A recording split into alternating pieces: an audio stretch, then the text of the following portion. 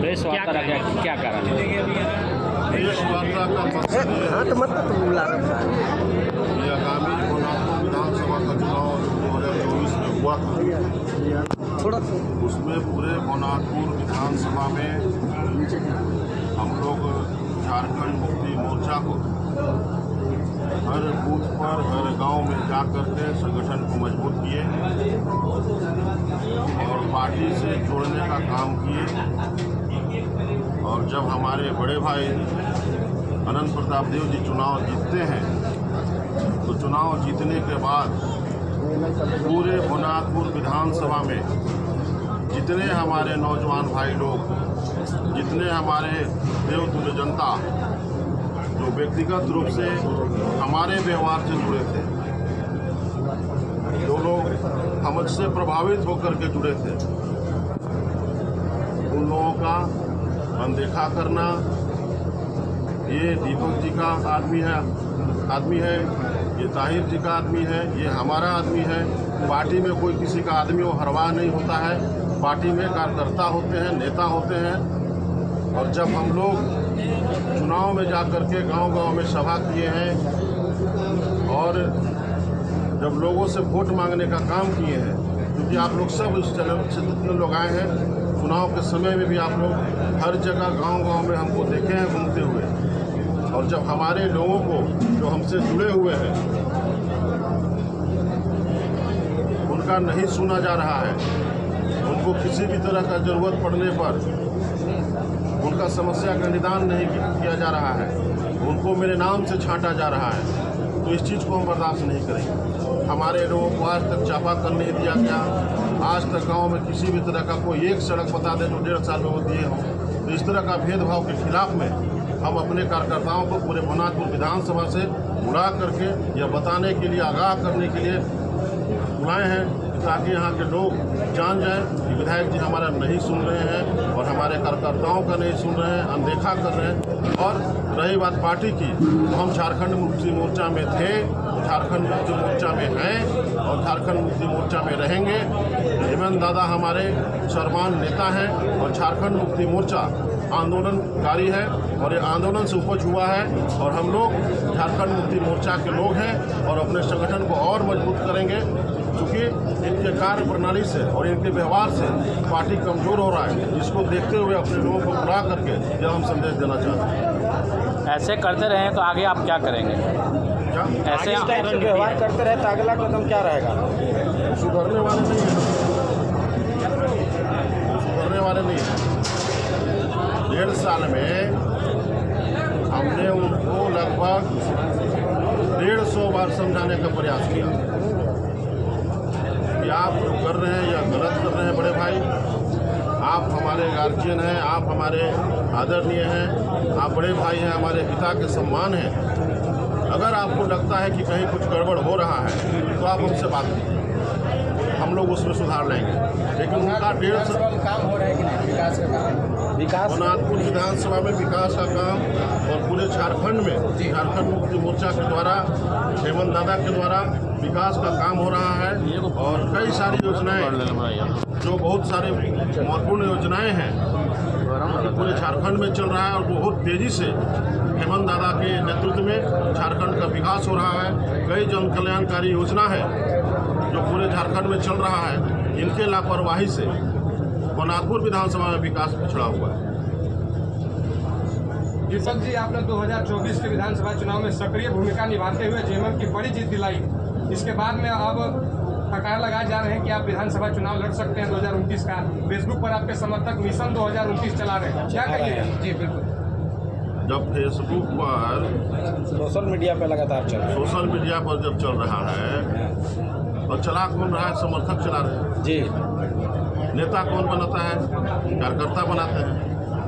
25 साल से, लगभग 24-25 साल से 2003 से कोल्हापुर विधानसभा में हम सक्रिय हैं और हम लोगों को अपने तरफ से यह चेहरा जो आज आप देख रहे हैं सबके सामने, ये चेहरा 24-25 साल पुराना है। ये महीना 2 महीना का चेहरा नहीं है जो राजनीति में हम आए हैं। और 24-25 साल में दीपक प्रताप जी ने सहयोग करने का काम किया है। अब रही बात चुनाव की, तो जो सोशल मीडिया पर आप देख रहे हैं और जो जिस तरह से गाँव में हम जा रहे हैं, तो जिस तरह से लोग इनको नकार रहे हैं, निश्चित रूप से पार्टी प्लेटफॉर्म पर हम बात को रखेंगे और हम झारखंड मुक्ति मोर्चा के ही उम्मीदवार होंगे। हम पार्टी से निश्चित रूप से मांग करें कि आप सर्वे करा लीजिए कि जनता किसको चाहती है। आगे सर आपकी राजनीतिक सोच क्या है? आगे आपकी राजनीति क्या है? रणनीति आगे मेरा रणनीति कुछ भी नहीं है।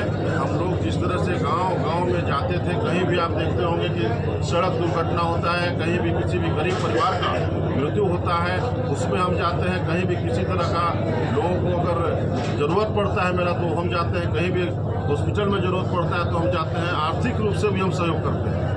तो अब हम जाएंगे झारखंड मुक्ति मोर्चा के सिपाही बन करके, झारखंड मुक्ति मोर्चा के नेता बन करके, न कि अनंत प्रताप देव के छोटे भाई बन करके। कल तक हम झारखंड मुक्ति मोर्चा और माननीय विधायक आपके अनंत प्रताप देव जी के छोटे भाई बन करके जाते थे। अब हम झारखंड मुक्ति मोर्चा के नेता बन करके जाएंगे और झारखंड मुक्ति मोर्चा को मजबूत करने का काम करेंगे। रही बात अनंत प्रताप देव जी के, वो हमारे बड़े भाई हैं, हमारे आदरणीय हैं, हमारे अभिभावक हैं। हमारा जब तक यह जीवन रहेगा उनके लिए सम्मान रहेगा। उनसे पैर छू करके जब भी मिलेंगे हम आशीर्वाद देने का काम करेंगे। और हम लोगों की कुलदेवी गढ़ पर है।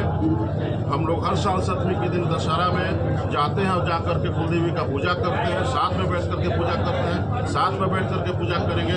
उनके यहाँ हर सुख दुख में हम शामिल रहेंगे और उनका सम्मान को कभी हम ठेस नहीं पहुँचने देंगे। विचारधारा की लड़ाई होगी और उनसे हमारी कोई लड़ाई नहीं, लड़ाई विचारधारा की है। अगर जेएमएम द्वारा आपको टिकट दिया जाए तो आप चुनाव लड़ेंगे? निश्चित रूप से लड़ेंगे। आज से जंग जारी। दीपक जी, आला कमान से क्या बातचीत हुई? पार्टी आला कुछ बातचीत हुई है ऊपर में भी? 1.5 साल में देखिए हम उब गए थे और कार्यकर्ता लोग के बीच में जा करके कह करके कि जब आपको चापाकल की आवश्यकता होगी तो हम देंगे, चलिए हो जाएगा। लोग बोलते थे कि भैया इस सड़क कैसे बनेगा, तो हम बोलते थे कि सड़क हम बनवा देंगे, चिंता मत कीजिए। हमारे पार्टी के विधायक को जितने दीजिए बड़े भाई को। आज 1.5 साल में एक चापाकल हम नहीं दे पाए हैं, एक सड़क नहीं दे पाए हैं। एक कार्यकर्ता के कहने पर किसी भी गांव में, पूरे भोलापुर विधानसभा में, चूँकि वहाँ पर कहा जाता है ना कि जो भी करेंगे हम स्वयं करेंगे। हमारे लोग, हमारे भाई और जो भी लोग जाकर के हमारे नाम पर वोट मांगने का काम किया, हम नहीं देंगे। चूँकि हम सीधे अपने से देंगे तो लोग हमसे जुड़े रहेंगे। हम लोगों को दफनाने की कोशिश की जा रही है, हमको दफनाने की। लोग, मेरा जो लोकप्रियता बढ़ रहा है उसको देख करके दफनाना चाहते हैं। आप लोग को ऐसा लग रहा है कि आप लोग का राजनीतिक करियर को दफनाया जा रहा है? ये भैया राजनीतिक करियर लोग कैसे को दफना देगा हमारे जैसे लोगों को? हम लोग संघर्ष करने वाले लोग हैं। आज तक आप लोग इतना दिन से बातें, आप लोग जो भी लोग हैं, आप लोग इस तरह का प्रेस वार्ता कभी नहीं देखे होंगे। पूरे भोनाथपुर विधानसभा के क्षेत्र के हर प्रखंड से लगभग कार्यकर्ताओं को हमने सूचना दिया और लोग हमारे कहने पर आए। एक विधायक के खिलाफ में खड़ा होना पार्टी में रहते हुए बड़ा मुश्किल चीज़ है, आप लोग समझते होंगे। लेकिन हम लोग घुटना टेकने वाले लोग नहीं हैं। क्षेत्र की जनता के बीच आप किस रूप में खड़े होंगे? क्या लेकर जाएंगे जनता के बीच, क्या कहेंगे? क्षेत्र के जनता के बीच में हम लोग उनके हर सुख दुख में शामिल होंगे। झारखंड मुक्ति मोर्चा को हर बूथ पर हम लोग संगठन को बनाएंगे और उसको मजबूत करेंगे। और जहां भी गरीब लोगों के साथ में अन्याय होगा, शोषण होगा, उनका किसी भी काम में बाधा होगा, उसको खड़ा होकर के हम लोग कराने का काम करेंगे। और आज प्रेस वार्ता के बाद माननीय मुख्यमंत्री जी को यहाँ का सारा क्लिप, वीडियो, फोटो ले जा करके देंगे कि हमारे माननीय विधायक अनंत प्रताप देव जी, हमारे बड़े भाई, क्षेत्र में बिल्कुल कार्यकर्ताओं का बात नहीं सुन रहे हैं। संगठन के लोग नाराज हैं क्योंकि पार्टी अगर कमज़ोर होगा तो हमको आगाह पहले से पार्टी के लोगों को करना होगा। बड़ा राज खोलने वाले से क्या है बड़ा राज? यही 1.5 साल में जो हुआ ये बड़ा राज है। 1.5 साल में 150 बार मनाने का कोशिश की है, नहीं माने, नहीं समझे। ये बड़ा राज है। हमारे जैसे लोगों को कहने पर एक भी चापाकल नहीं देना, एक भी सड़क नहीं देना।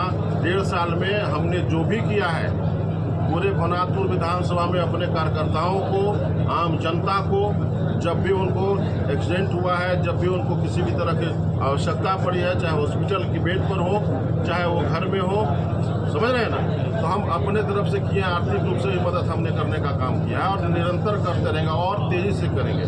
अब हम लोग गांव-गांव में जाएंगे, बूथ बूथ पर जाएंगे और लोगों से मिलेंगे और पार्टी को मजबूत करेंगे। सर एक आखिरी सवाल, इस विधानसभा में सबसे बड़ा मुद्दा पावर प्लांट है सर।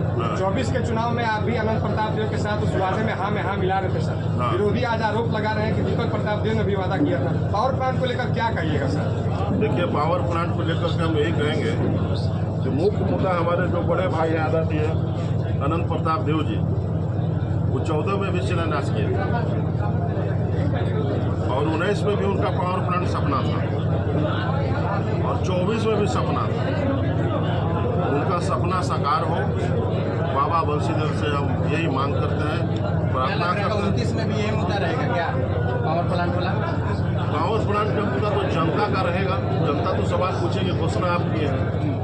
हम लोग जब क्षेत्र में जाएंगे तो हम लोग का मुद्दा रहेगा कि गांव में जो गरीब परिवार के बच्चे हैं, जो जिनको शिक्षा उच्च स्तरीय नहीं मिल रहा है, हम लोग गांव-गांव में अच्छे स्कूल, हमारे जैसे लोग को अगर बनारपुर विधानसभा की जनता चुन करके भेजती है तो हम लोग शिक्षा के लिए लड़ाई लड़ेंगे और हर गांव के लड़कों को, जिस तरह से आज बड़े बड़े लोग हैं जिनके बच्चे अच्छे स्कूल में पढ़ते हैं, जिनके पास पैसे हैं, उस तरह का शिक्षा हम लोग बनारपुर विधानसभा के आदिवासी परिवार, गरीब परिवार, हर जाति के लोगों को हम लोग देने का काम करेंगे।